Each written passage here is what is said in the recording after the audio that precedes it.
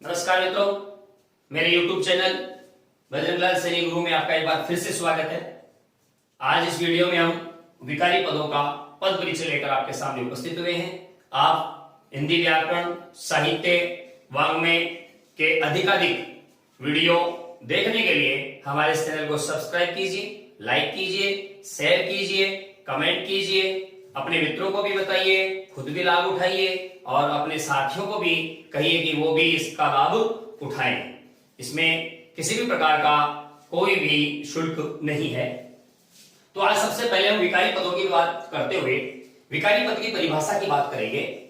विकारी पद, विकारी का मतलब होता है परिवर्तनशील, अर्थात जिसमें कारक, लिंग, वचन, काल अथवा वाच्य अथवा अवस्था के अनुसार परिवर्तन संभव हो या परिवर्तनशील हो या जिनमें परिवर्तन हो सकता हो, ऐसे पदों को अथवा शब्दों को विकारी पद अथवा विकारी शब्द कहते हैं।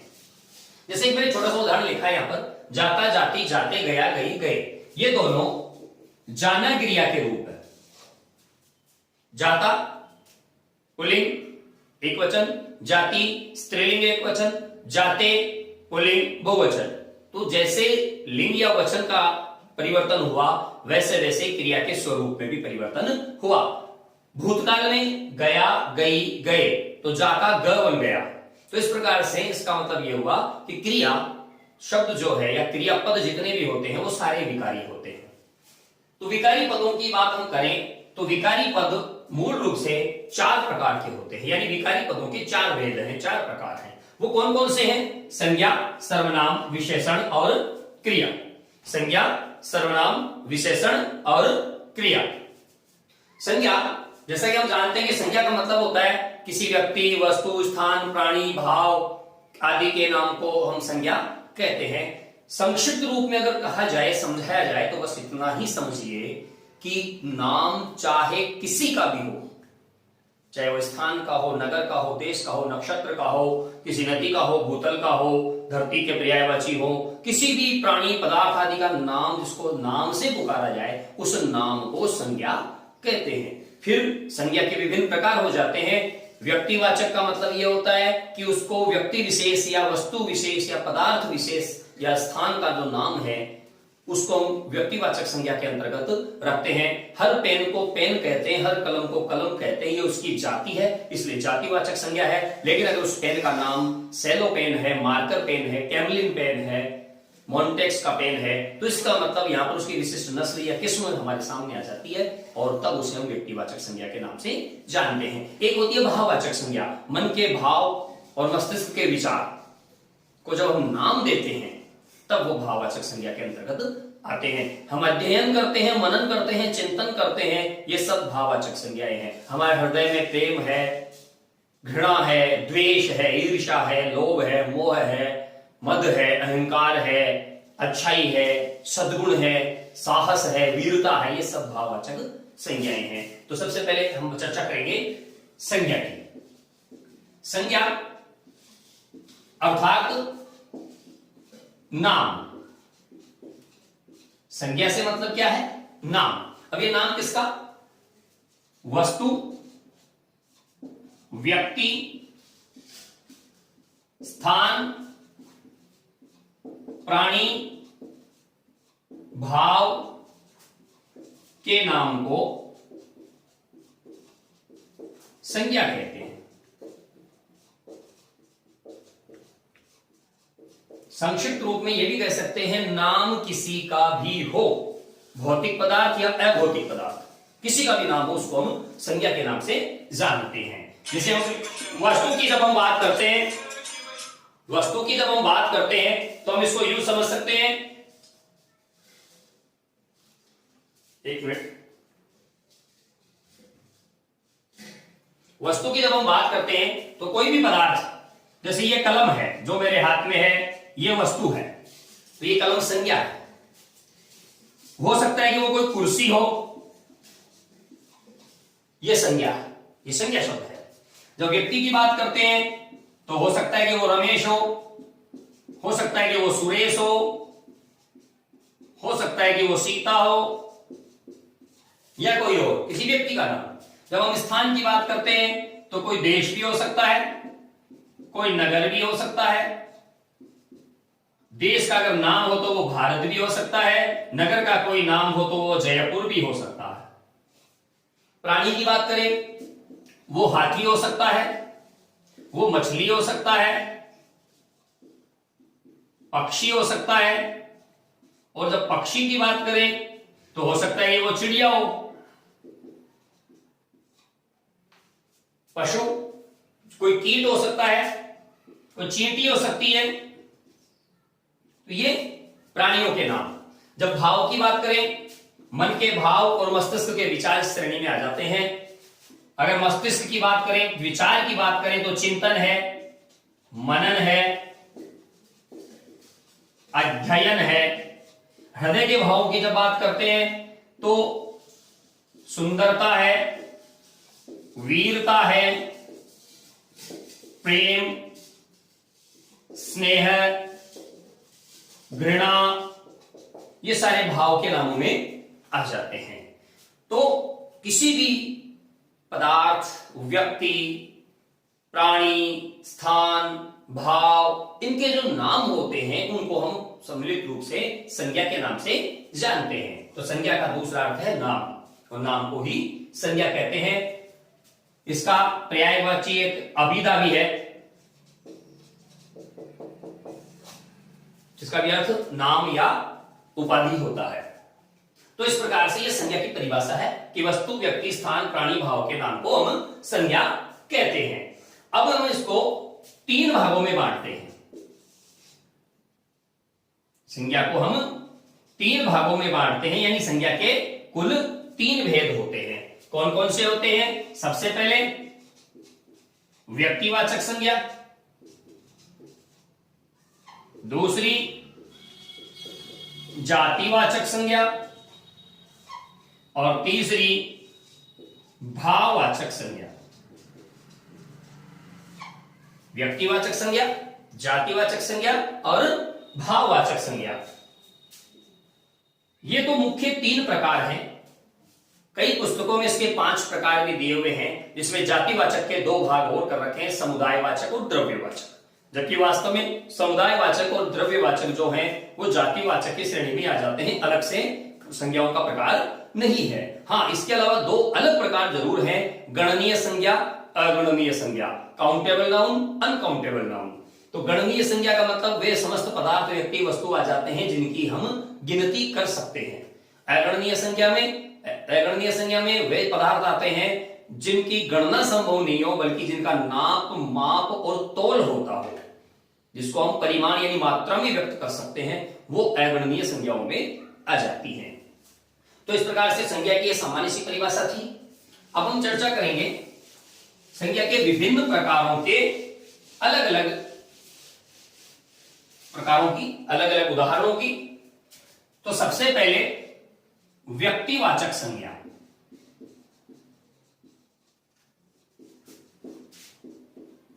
व्यक्तिवाचक संज्ञा जैसे कि इसके नाम से ही है व्यक्तिवाचक, यानी व्यक्तिगत जिसका नाम हो उसको व्यक्तिवाचक संज्ञा कह सकते हैं। प्रॉपर नाउन अंग्रेजी में इसको कहा जाता है व्यक्ति, स्थान, वस्तु, प्राणी, विशेष के नाम को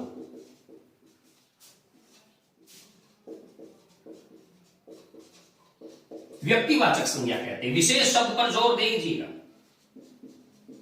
क्योंकि हर स्थान का नाम व्यक्तिवाचक में नहीं आएगा, हर वस्तु का नाम व्यक्तिवाचक में नहीं आएगा, हर प्राणी का नाम व्यक्तिवाचक में नहीं आएगा, लेकिन हर व्यक्ति का नाम व्यक्तिवाचक में आएगा। तो हर स्थान नहीं, स्थान विशेष, हर वस्तु नहीं, वस्तु विशेष, हर प्राणी नहीं, प्राणी विशेष। स्थान विशेष का मतलब है जैसे ये कमरा है, ये स्थान है, लेकिन स्थान विशेष कमरा नहीं है। ये किसका कमरा है? ये स्थान विशेष है। ये घर है, घर स्थान विशेष नहीं है। ये मेरा घर है, ये स्थान विशेष। इस घर का कोई नाम होना चाहिए, मातृसदन, पितृसदन, ऐसे कोई ना कोई नाम होना चाहिए। अगर उसका नाम है व्यक्तिगत तो ही वो व्यक्तिवाचक संज्ञा में आएगा। जैसे नगर है, शहर है, पुर है, जनपद है, ग्राम है, वीति है, गली है, कोई नाम नहीं, तो इसका मतलब जातिवाचक में। लेकिन उस नगर का नाम है कि वो सीकर है, जयपुर है, जोधपुर है, बनारस है, या अयोध्या है, काशी है, कांचीवरम है, मथुरा है, हरिद्वार है, उसका अगर व्यक्तिगत नाम है तो ही वो व्यक्तिवाचक संज्ञा में आता है। तो सबसे पहले हम बात करते हैं व्यक्तियों के नाम की। व्यक्तियों के नाम हमारे यहां पूरी सृष्टि में नर और मादा, अगर मानव में बात की जाए नर और मादा, हालांकि कुछ ट्रांसजेंडर भी होते हैं लेकिन वो किसी न किसी श्रेणी में रख लिए जाते हैं। तो नर और मादा के नाम से जितने भी नाम हैं, स्त्रियों के नाम, पुरुषों के नाम, बालकों के नाम, वृद्धों के नाम, यानी व्यक्तियों के नाम जितने भी हैं वो सारे इसमें आ जाएंगे, वो चाहे स्त्रीलिंग हो चाहे पुल्लिंग हो।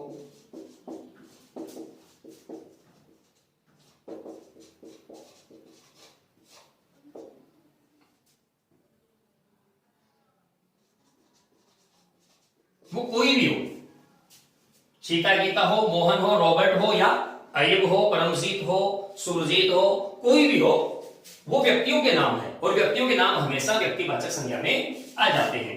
दूसरी बात करते हैं स्थान विशेष के नाम। स्थान विशेष के नाम जैसे जयपुर है, स्थान विशेष का नाम है, भारत है, स्थान विशेष का नाम है, जोधपुर है, यह भी स्थान विशेष का नाम है, सीकर है, यह भी स्थान विशेष का नाम है। तो स्थान विशेष के नाम को भी हम व्यक्तिवाचक संज्ञा में रखते हैं। वस्तु विशेष का नाम,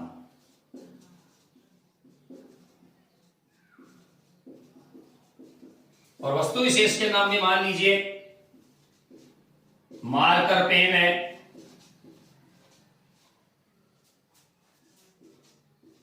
सेलो कुर्सी है,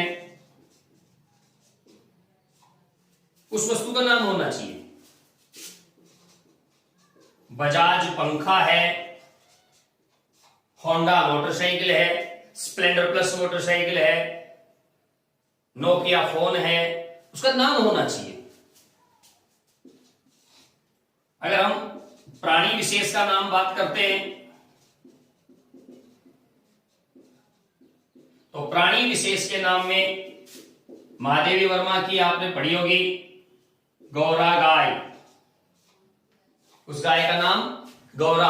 हम बहुत सारे ऐसे जानवरों के नाम रख लेते हैं, जैसे कुत्ते का नाम हम टॉमी रख लेते हैं, तो इसका मतलब है ये इसका व्यक्तिगत नाम हो गया। आपने देखा होगा अक्षय कुमार की एक मूवी आई थी एंटरटेनमेंट, उसमें कुत्ते का नाम एंटरटेनमेंट रख रखा था, तो इसका मतलब एंटरटेनमेंट उस कुत्ते की व्यक्तिवाचक संज्ञा है। कुत्ता जातिवाचक संज्ञा है लेकिन उसका नाम एंटरटेनमेंट वहां पर व्यक्तिवाचक संज्ञा है। तो किसी भी प्राणी का हम अगर नाम रख लेते हैं, जैसे गौरा गाय में उस बछड़े का नाम था लालमणि, लालमणि उस बछड़े का नाम था, तो इसका मतलब है उस बछड़े का व्यक्तिगत नाम हो गया लालमणि। हमारे यहाँ गायों को या बकरियों को या जानवरों को, कुत्तों को, बिल्लियों को नाम से पुकारते हैं, कोई ना कोई उसका नाम दे दिया जाता है और उसके हिसाब से हम उसको व्यक्तिवाचक संज्ञा में रख लेते हैं। अब ये चीजें तो हो गई व्यक्ति, स्थान, वस्तु और प्राणी की बात। इनके अलावा बहुत सारी चीजें ऐसी हैं जो परिभाषा में समाहित नहीं हो सकती लेकिन होती है, जैसे नदियों के नाम। तो नदियों के नाम व्यक्तिवाचक संज्ञा के अंतर्गत आते हैं, जैसे गंगा, यमुना, सरस्वती, कावेरी, गोदावरी, सरयू, क्षिप्रा, घग्गर, लूणी, चंबल, बनास, बहुत सारी नदियां, जिन नदियों के नाम हैं वो सारे के सारे व्यक्तिवाचक संज्ञाओं में आ जाते हैं। इसके अलावा नक्षत्रों के नाम, नक्षत्रों के नाम हमारे यहां 27 नक्षत्र माने गए हैं और 27 नक्षत्रों के जितने भी नाम 27 नाम हैं वो सारे के सारे इसमें आ जाएंगे। अश्वनी, भरणी, कृतिका, मूला, मूल नक्षत्र कहते हैं उसको, रोहिणी, पुष्य, उत्तरा फाल्गुनी, पूर्वा फाल्गुनी, बहुत सारे जो नक्षत्र हैं उन सब नक्षत्रों के 27 नक्षत्रों के नाम इसमें आ जाते हैं। ग्रहों उपग्रहों के नाम,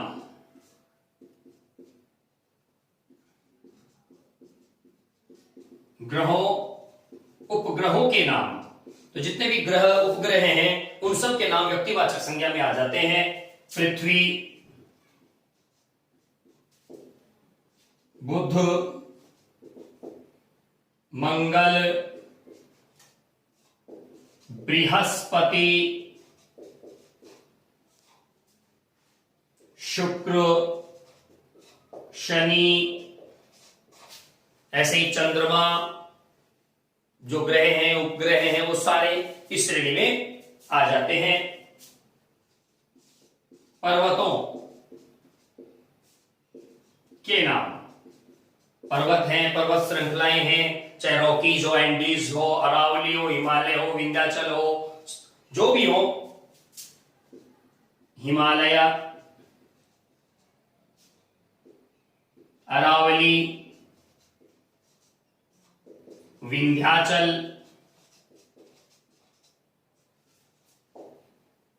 ये जितने भी पर्वतों के नाम हैं वो सारे व्यक्तिवाचक संज्ञा के अंतर्गत आ जाते हैं। तो इस प्रकार देख सकते हैं कि व्यक्तिवाचक संज्ञा सामान्य संज्ञा नहीं है, बहुत सारी चीजें इसमें शामिल हैं। अगर किसी भी इस सांसारिक या भौतिक कोई भी वस्तु है, चाहे वो सजीव हो चाहे निर्जीव हो, अगर उस सजीव और निर्जीव वस्तु का कोई व्यक्तिगत नाम है तो वह व्यक्तिवाचक संज्ञा में आ जाता है। इसको हम इतना ही समझ सकते हैं, उसको श्रेणियों में बांटने की आवश्यकता नहीं है। इस समस्त चराचर जग में जितने सजीव निर्जीव पदार्थ हैं उनमें अगर किसी का व्यक्तिगत नाम है तो वो व्यक्तिवाचक संज्ञा के अंतर्गत आएगा।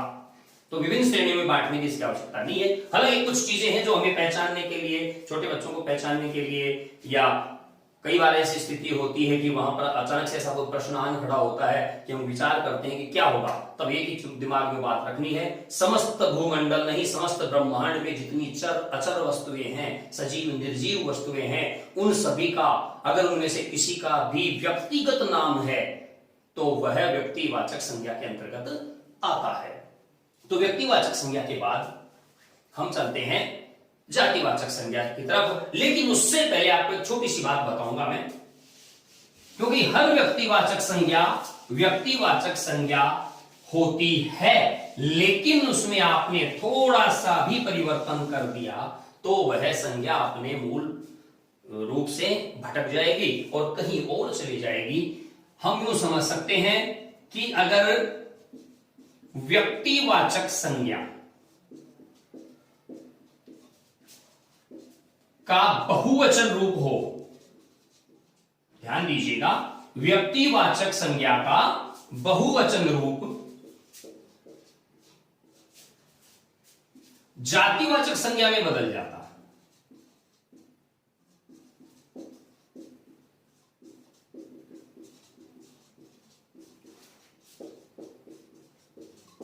ये स्मरण रखिएगा, याद रखिएगा कि व्यक्तिवाचक संज्ञा का बहुवचन रूप जातिवाचक संज्ञा में बदल जाता है। जैसे मैं उदाहरण के तौर पर देता हूं, एक व्यक्ति का नाम है जयचंद, यह व्यक्तिवाचक संज्ञा, लेकिन यह तो है व्यक्तिवाचक संज्ञा और इसकी हमें बनानी है जातिवाचक संज्ञा। तो क्या करें इसको, जयचंद एक वचन है, इसको आप बहुवचन में कर दो, ये जातिवाचक संज्ञा बन जाएगी। जयचंदो, जयचंद व्यक्तिवाचक संज्ञा, एक व्यक्ति विशेष का नाम है, लेकिन जयचंदो से तात्पर्य, जयचंदो शब्द हमें कहां ले जाएगा, तराइन के दूसरे युद्ध में ले जाएगा, जहां पृथ्वीराज की हार मानी गई है।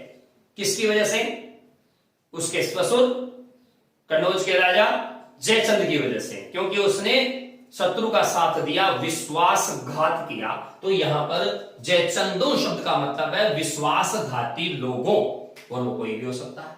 इसलिए जैसे हम व्यक्तिवाचक को संज्ञा को बहुवचन में बदलते हैं, वो जातिवाचक में बदल जाता है। रामायण का एक बहुत महत्वपूर्ण पात्र है विभीषण। अगर इसकी जगह हम काम में लें विभीषणों, तब आप समझ लीजिएगा कि विभीषणों का मतलब घर का भेदी लंका ढाए। यहां पर अयोध्या लंकापति रावण का भाई विभीषण नहीं है। विभीषणों में घर का सर्वनाश करने वाला या घर की बर्बादी करने वाला व्यक्ति से है, जो अपने घर के भेद दूसरों को देकर शत्रु का पक्ष मजबूत करता है। तो ऐसे व्यक्तियों के लिए इस संज्ञा का प्रयोग किया जाएगा और एक तरह से ये जातिवाचक संज्ञा बन जाएगी व्यक्तिवाचक संज्ञा से। तो ये हमें चीज का ध्यान रखना है कि व्यक्तिवाचक संज्ञा का बहुवचन बनते ही वो जातिवाचक संज्ञा हो जाएगी। अब हम दूसरी जो संज्ञा है हमारी, उसकी चर्चा करेंगे, जिसका नाम है जातिवाचक संज्ञा। जातिवाचक संज्ञा। जातिवाचक संज्ञा से क्या मतलब है? इसमें एक शब्द है जाति। इसी जाति शब्द को आप ध्यान में रखिएगा और आप अच्छी तरह समझ लीजिए कि भारतीय सभ्यता संस्कृति में जाति शब्द जन्म से नहीं थी, कर्म से थी। इस चीज को समझिए, गूढ़ अर्थ है इसका। अलग अलग विभाग बनाने की आवश्यकता नहीं है। हमारी संस्कृति में, हमारी परंपरा में प्रारंभ से लेकर वर्तमान में कुछ विकृतियां जरूर आई हैं। प्रारंभ में कर्म के आधार पर व्यक्तियों की जातियां हुआ करती थी। लोहे का काम करने वाला लोहकार, लोहकार जातिवाचक संज्ञा। सोने का काम करने वाला स्वर्णकार, स्वर्णकार जातिवाचक संज्ञा। मालाएं, फूल मालाएं, बाग बगीचे में काम करने वाला मालाकार, मालाकार जातिवाचक संज्ञा। सेना में काम करने वाला सैनिक जातिवाचक संज्ञा। शिक्षा देने वाला आचार्य, गुरु, उपाध्याय, शिक्षक, अध्यापक जातिवाचक संज्ञा। शिक्षा लेने वाला विद्यार्थी, अध्येता, शिक्षार्थी, छात्र, अंतेवासी, ये सब जातिवाचक संज्ञाएं। तो कर्म के आधार पे जाति हुआ करती थी और वही चीज हमें यहां स्मरण रखनी है। जाति का मतलब यहां व्यक्ति की मूल जाति से नहीं कि भाई ये इस जाति का है, उस जाति का है, नहीं। इसका मतलब कर्म से है। मूल इसका आशय किससे है? कर्म से है। तो ये जाति, समुदाय,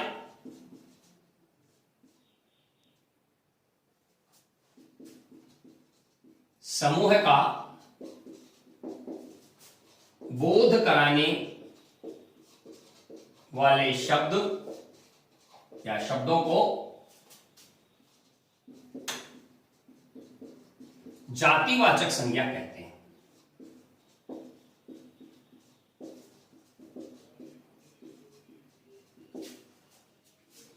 इनको जातिवाचक संज्ञा कहते हैं। जैसे हम जाति की बात करते हैं तो देखिए स्वर्णकार, जिसको आजकल की भाषा में सुनार कहा जाता है, जातिवाचक संज्ञा है। लौहकार, जिसको वर्तमान भाषा में लुहार कहा जाता है, जातिवाचक संज्ञा है। मालाकार, जिसे वर्तमान में माली कहा जाता है, जातिवाचक संज्ञा है। सैनिक, जो सेना में काम करता है, जातिवाचक संज्ञा है। अध्यापक, जो पढ़ाने का काम करता है, जातिवाचक संज्ञा है। अध्येता, जो शोध कार्य करता है, जातिवाचक संज्ञा है। शिक्षार्थी, जो शिक्षा ग्रहण करने का इच्छुक है, जातिवाचक संज्ञा है। इसी प्रकार सैनिकों का समूह है या समुद्र, सैनिकों का समूह कहलाया सेना, यह भी जातिवाचक संज्ञा। छात्रों का समूह है कहलाया कक्षा, यह भी जातिवाचक संज्ञा है। जैसे मिट्टी है, द्रव्य है, जितने भी पदार्थ हैं, दूध है, तेल है, ये सब जातिवाचक संज्ञाओं के अंतर्गत आ जाती हैं। चीनी है, सब जातिवाचक संज्ञाओं के अंतर्गत आ जाते हैं। फल, फूल, नगर, सड़क, पुस्तक, क्योंकि इनका व्यक्तिगत नाम जब तक नहीं होगा, जैसे सड़क है, हमने पढ़ा है कई गांवों में जब जाते हैं, जैसे दिल्ली में कहीं पे जाते हैं तो वहां पर कहीं पे अकबर रोड लिखा हुआ है, कहीं पर दीनदयाल मार्ग लिखा हुआ है, कहीं पर बहादुर शाह जफर मार्ग लिखा हुआ है, तो इसका मतलब उस सड़क को नाम दे दिया गया, और जब नाम दे दिया गया तो वो व्यक्तिवाचक संज्ञा होगी। लेकिन अगर जब तक उसका नाम नहीं है तब तक वो जातिवाचक संज्ञा है। तो ये जातिवाचक संज्ञा के अंतर्गत ये चीजें आ जाती हैं। किसी भी वस्तु का नाम जब तक उसका व्यक्तिगत नाम नहीं है जातिवाचक संज्ञा में आएगा। ये हमेशा आप ध्यान रखिए, वस्तु पदार्थ सजीव हो चाहे निर्जीव हो, जब तक उसका व्यक्तिगत नाम नहीं है तब तक जातिवाचक है। यानी समस्त चराचर जगत में, ब्रह्मांड में जितने चर अचर पदार्थ हैं, जीव सजीव निर्जीव पदार्थ हैं, जब तक उनका व्यक्तिगत नाम नहीं है वह समस्त जातिवाचक संज्ञाएं हैं। फूल जातिवाचक है, लेकिन फूलों में अगर उसका नाम कमल है तो व्यक्तिवाचक है। यह हमें स्मरण रखना है। जातिवाचक संज्ञा की विशेषता मैं आपको बता देता हूं। जैसे मान लीजिए कई बार क्या होता है कि जातिवाचक संज्ञा व्यक्तिवाचक संज्ञा में बदल जाती है, क्योंकि किसी जाति विशेष से किसी व्यक्ति विशेष का संबोधन हो जाता है। तो उसकी स्थिति में क्या करें, कुछ जातिवाचक संज्ञाएं, कुछ जातिवाचक संज्ञाएं व्यक्तिवाचक संज्ञाओं की तरह व्यवहार करती हैं, व्यक्तिवाचक संज्ञाओं की तरह व्यवहार करती हैं।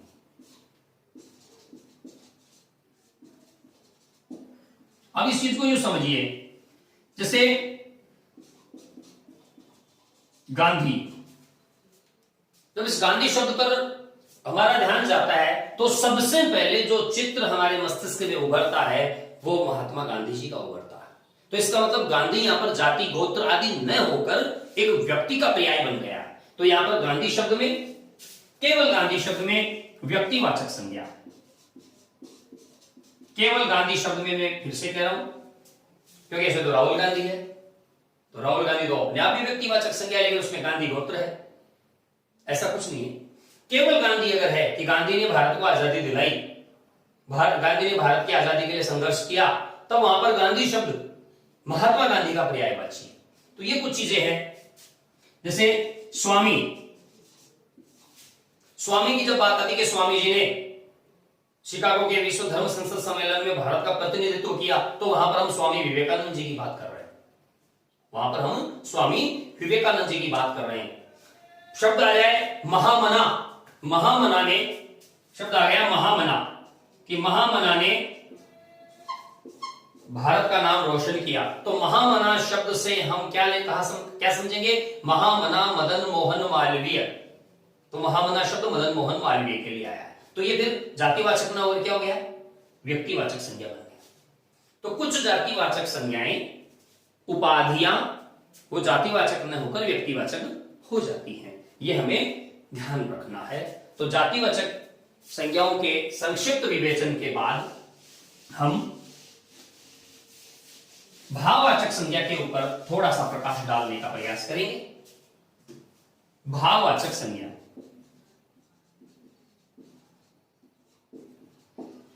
क्या है भाववाचक संज्ञा? तो दो चीज इसमें विशेष रूप से ध्यान रखनी है, भाव और विचार। भाव और विचार के नाम को भाववाचक संज्ञा कहते हैं। भाववाचक संज्ञा कहते हैं भाव और विचार के नाम। अब भाव और विचार में अंतर क्या है? भाव हृदय से निकलते हैं, विचार मस्तिष्क से निकलते हैं। इनमें बौद्धिकता होती है और इसमें भावावेश होता है। तो भाव, जब हम भाव की बात करते हैं तो भाव क्या है? अच्छाई, बुराई, भलाई, खटास, मिठास, वीरता, प्रेम, मोह, मद, अहंकार, घृणा, क्रोध, स्नेह, ममता, ये सब क्या है? ये सब भाव है, मन के भाव है। और जब हम विचारों की बात करते हैं तो विचार में चिंतन, मनन, अध्ययन, वक्रता, ये हमारे विचार हैं। सोच, स्वयं विचार शब्द, ये सब भाव और विचार हैं। इनको हम भाववाचक संज्ञा के अंतर्गत रखते हैं। एक विशेष बात यहां भी हमें ध्यान रखने की है कि भाववाचक संज्ञाएं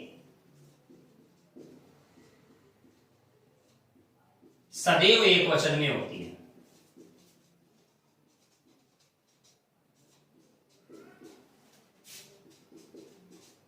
ये आप जरूर समझने की चेष्टा रखें।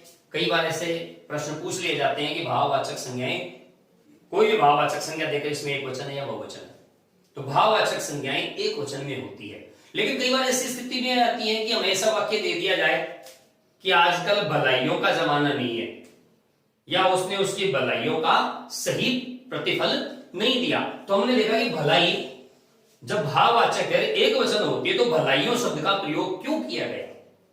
तो वहां भलाइयों का एक समूह है, और जब समूह का बात हो जाती है तब हमें भाव को दिमाग से निकालना है और जातिवाचक को पकड़ना है। तो इसका मतलब क्या होगा? भाववाचक संज्ञाओं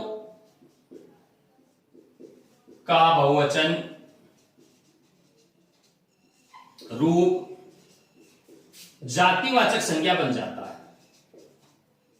ये जरूर ध्यान रखिएगा।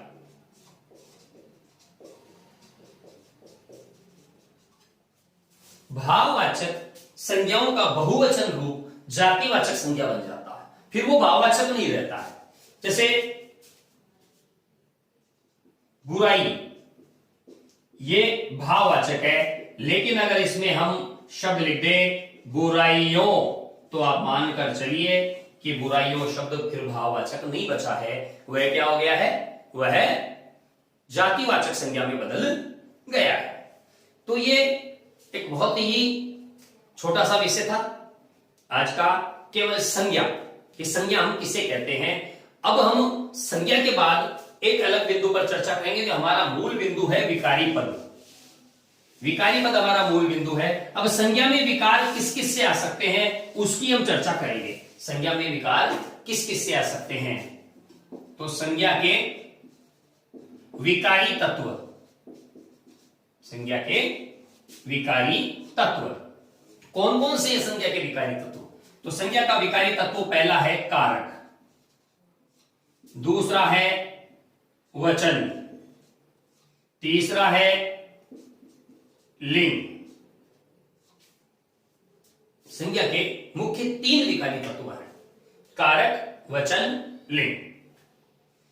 संज्ञा कौन से कारक में है, संज्ञा का वचन क्या है, संज्ञा का लिंग क्या है, ये 3 विकारी तत्व इसके प्रमुखतः माने गए हैं। जैसे मान लीजिए हम एक वाक्य लिखते हैं कि सुधीर पुस्तक पढ़ता है, ये एक हमने लिखा, और हमारे पास संज्ञा हो गई 2, ये 1 नंबर, ये 2 नंबर। तो सबसे पहले हम बात करेंगे सुधीर की। तो सुधीर कौन सा कारक है? काम करने की वजह से कर्ता कारक है, और ये पढ़ता क्रिया का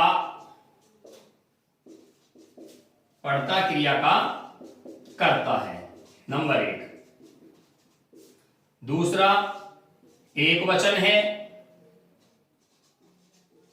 और तीसरा ये पुल्लिंग है। तो हमें ये चीज ध्यान रखनी है कि पद परिचय में हमें क्या बताना है। हमें ये नहीं बताना कि संज्ञा है ये, नहीं, उस संज्ञा का प्रकार बताना है, उस संज्ञा का प्रकार बताना है। तो पहला हो गया कर्ता कारक है, दूसरा हो गया एक वचन है, तीसरा हो गया पुल्लिंग है। अब आप ये भी देखिए कि संज्ञा है, संज्ञा है तो हमें चौथे नंबर पे संज्ञा का प्रकार बताना है, संज्ञा का प्रकार। तो संज्ञा कौन सी है सुधीर? व्यक्तिवाचक संज्ञा। इस प्रकार से इसका हम क्या करेंगे? पद परिचय करेंगे। दूसरा है पुस्तक। तो ये पुस्तक शब्द में यहां लिख देता हूं। अब ये पुस्तक क्या है? नंबर 1 कर्म कारक है, नंबर 2 स्त्रीलिंग है, 3 एकवचन है, और 4 जातिवाचक संज्ञा।